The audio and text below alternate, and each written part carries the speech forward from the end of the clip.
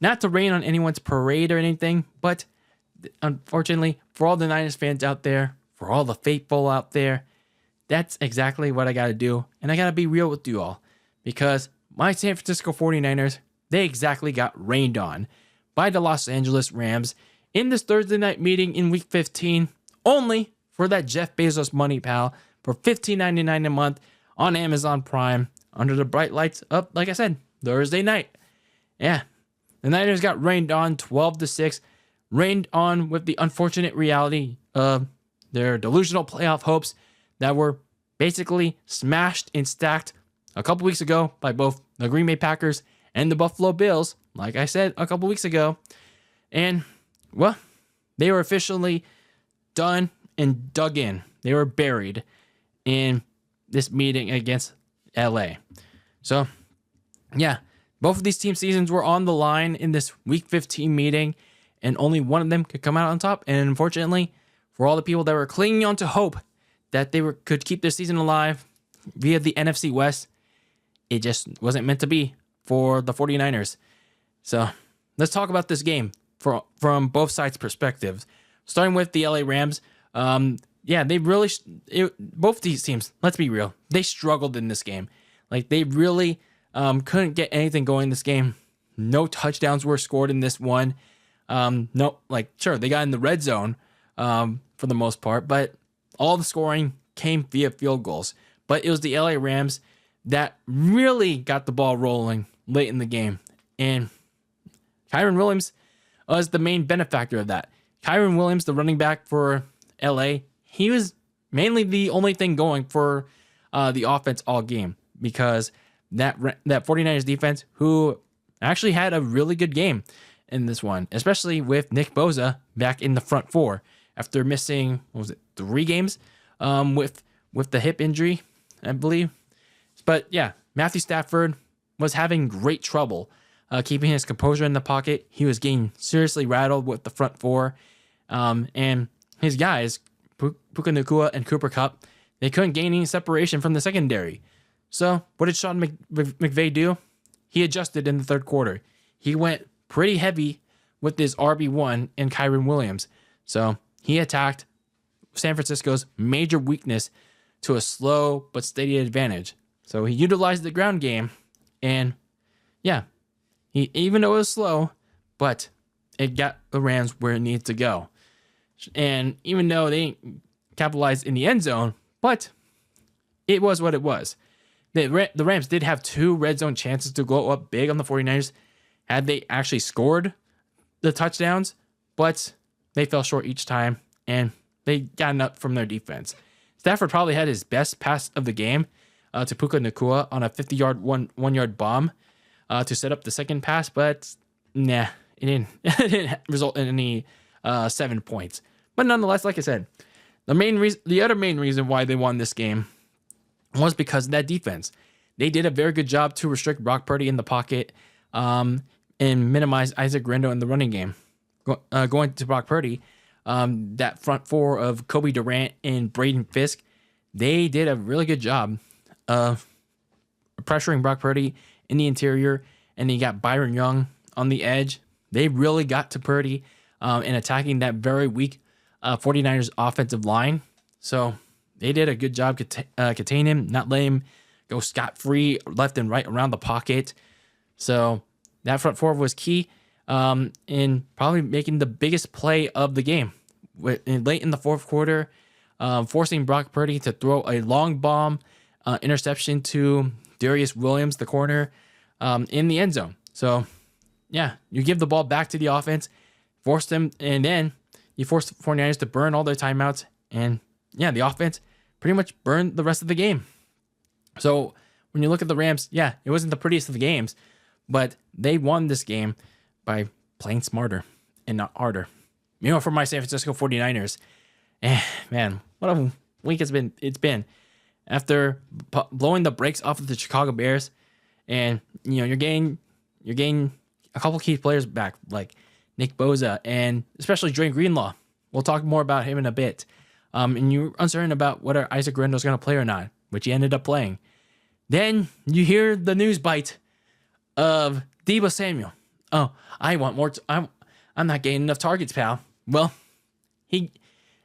Kyle Shanahan and Brock Purdy game plan to feed Debo more. And then when he gets what he wants, he can't deliver.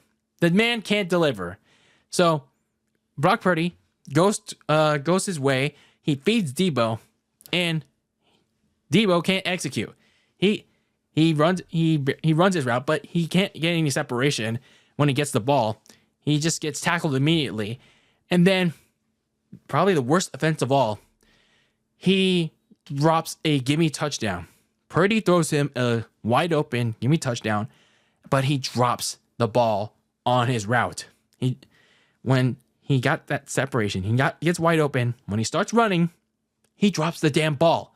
You had a wide open touchdown you could have ran to, and then you drop it.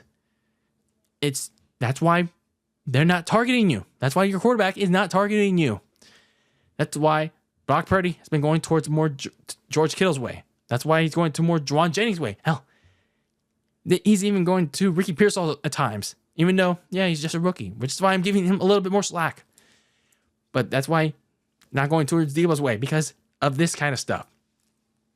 And it makes me wonder, why aren't they going to George Kittle more in this game? Why didn't they go to Juwan Jennings in this game more? Why was Kyle, game planning around his buddy, Debo? Oh, because of him complaining about, feed me the ball more. No, work with what was working in the last game against Chicago. Do what was working even though a couple weeks ago against Green Bay, even though they were getting their butts whooped. So, yeah, this was one of the reasons why they lost this game. And I got to be honest with you, Brock Purdy himself didn't look great in this game. Yeah, sure, it was raining in this game, but come on, it was raining. It was raining for the Rams too in this game, and yeah, Matthew Stafford didn't throw a good amount in this game, and he looked shaky at times too. But when he had to make the biggest throw of this game, he executed with Puka Nacua. Brock Purdy, sure, he made some good throws to George Kittle and Juwan Jennings, but he was clearly getting rattled by that Rams pass rush. He had nowhere to escape it. He took a pretty bad sack early in the first quarter, like bunny hopping, trying to escape it. And yeah, he got sacked. And then he had some of his other throws either getting overshot or he was throwing into some very tight spaces that were in danger of being picked. I mean, it also doesn't help that his offensive line sucks ass. And especially when you had not Trent Williams, on Amazon Prime Video, cutting to the wrong man. But anyway, in all seriousness, Purdy didn't look good in this game. Like, he didn't play at his best.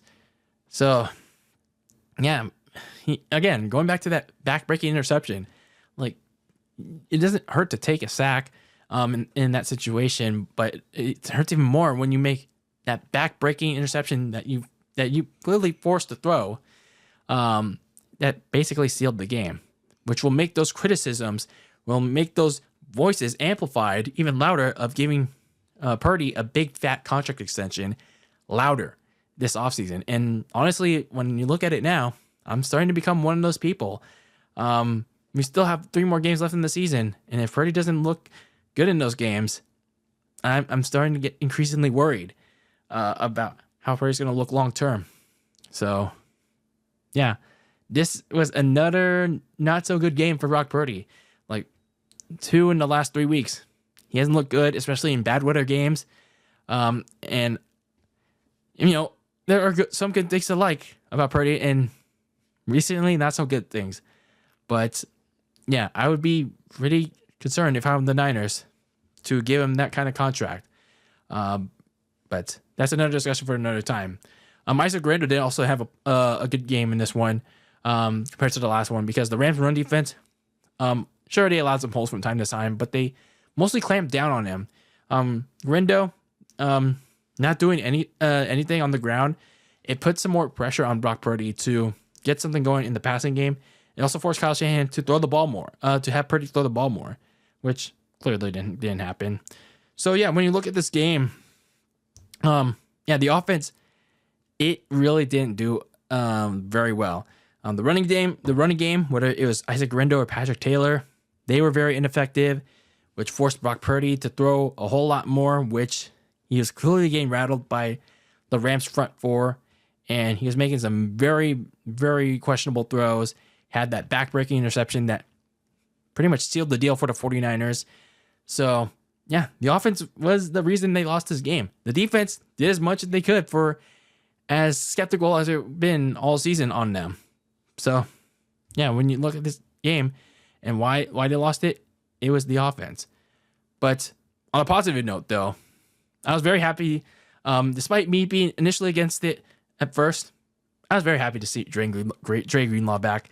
Like, he was flying all over the place. Like, he is almost at pre-injury form because, they held him out in the fourth quarter, which, I mean, some people were saying, like, why is he out there? I mean, I kind of understood it because the man was tired. The man was tired. It was his first game back in like 10 months. So I honestly couldn't blame the Niners holding him out on that one. So I'll let it slide. And yeah, I get it. It's a key down. It's a key series, key last minutes of the game. But come on, I'll cut Kyle a little bit of slack on that one. So yeah, it made a big difference. Like, he's flying all over the place. He was a kind of a big benefactor when it came to him stopping the run in short yard situations in the passing game. So Greenlaw being there was big for San Francisco, especially in the fourth quarter when the Niners were really missing him. So yeah, overall, when you look at this game, I already talked about the offense. Being a big detriment in this game, especially when it came to Deebo Samuel and Purdy. And this game also was decided through the trenches, with the Rams front being on both sides of the ball that came out on top. The Rams offensive line providing some good enough holes for Kyren Williams to really burn out the 49ers run defense, and that Rams pass rush really getting to Brock Purdy and forcing the interception that's probably going to send the Niners into Cancun for good.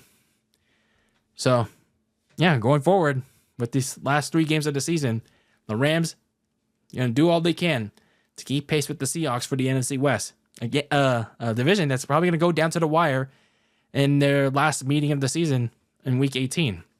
Meanwhile, for San Francisco, hey, they can at least finally turn their focus, what they should have been doing earlier this month.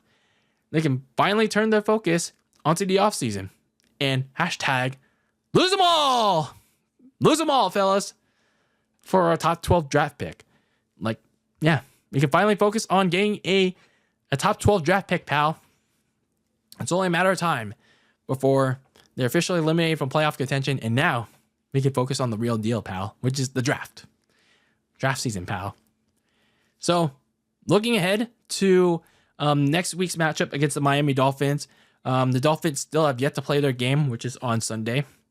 The Niners will have a mini bye before they take whatever their hopes and dreams are left of their final 3 games of the year to South Beach to play these 6-7 Miami Dolphins.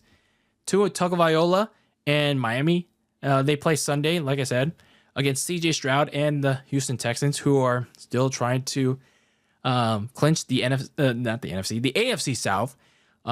This is a key game for both of these teams in an early morning game.